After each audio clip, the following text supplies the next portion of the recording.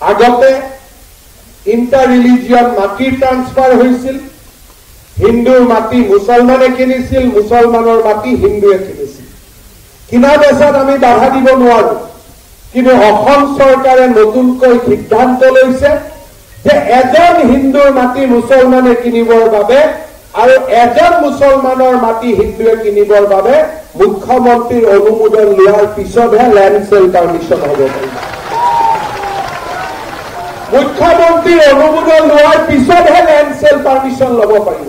আগতে inter religion মাটিৰ transfer হৈছিল, হিন্দুৰ মাটি মুছলমানে কিনিছিল, মুছলমানৰ মাটি হিন্দুৱে কিনিছিল। কিনা বেচাত আমি বাধা দিব নোৱাৰো, কিন্তু অসম চৰকাৰে নতুনকৈ সিদ্ধান্ত লৈছে যে এজন হিন্দুৰ মাটি মুছলমানে কিনিবৰ বাবে আৰু এজন মুছলমানৰ মাটি হিন্দুৱে কিনিবৰ বাবে মুখ্যমন্ত্ৰীৰ অনুমোদন লোৱাৰ পিছতহে লেণ্ড চেল পাৰ্মিশ্যন হ'ব পাৰিব। মুখ্যমন্ত্ৰীৰ অনুমোদন লোৱাৰ পিছতহে লেণ্ড চেল পাৰ্মিশ্যন ল'ব পাৰিব। আগতে ইণ্টাৰ ৰিলিজিয়ন মাটিৰ ট্ৰান্সফাৰ হৈছিল, হিন্দুৰ মাটি মুছলমানে কিনিছিল, মুছলমানৰ মাটি হিন্দুৱে কিনিছিল।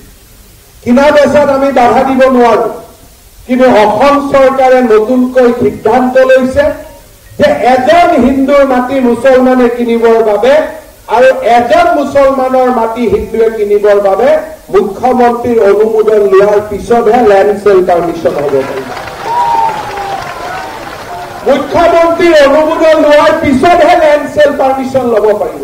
আগতে ইণ্টাৰ ৰিলিজিয়ন মাটিৰ ট্ৰান্সফাৰ হৈছিল, হিন্দুৰ মাটি মুছলমানে কিনিছিল, মুছলমানৰ মাটি হিন্দুৱে কিনিছিল।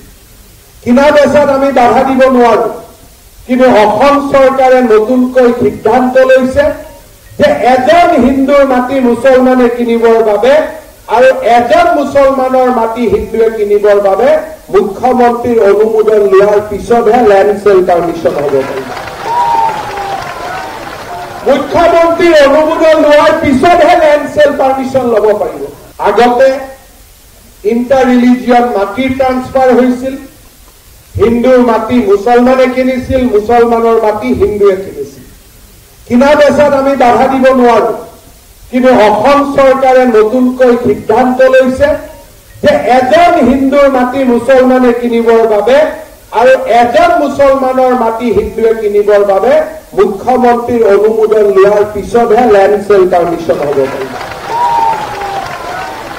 মুখ্যমন্ত্ৰীৰ অনুমোদন লোৱাৰ পিছতহে লেণ্ড চেল পাৰ্মিশ্যন ল'ব পাৰিব।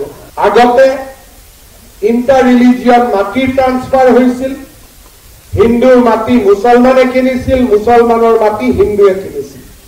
কিনা বেচাত আমি বাধা দিব নোৱাৰো, কিন্তু অসম চৰকাৰে নতুনকৈ সিদ্ধান্ত লৈছে যে এজন হিন্দুৰ মাটি মুছলমানে কিনিবৰ বাবে আৰু এজন মুছলমানৰ মাটি হিন্দুৱে কিনিবৰ বাবে মুখ্যমন্ত্ৰীৰ অনুমোদন লোৱাৰ পিছতহে লেণ্ড চেল পাৰ্মিশ্যন হ'ব পাৰিব। মুখ্যমন্ত্ৰীৰ অনুমোদন লোৱাৰ পিছতহে লেণ্ড চেল পাৰ্মিশ্যন ল'ব পাৰিব।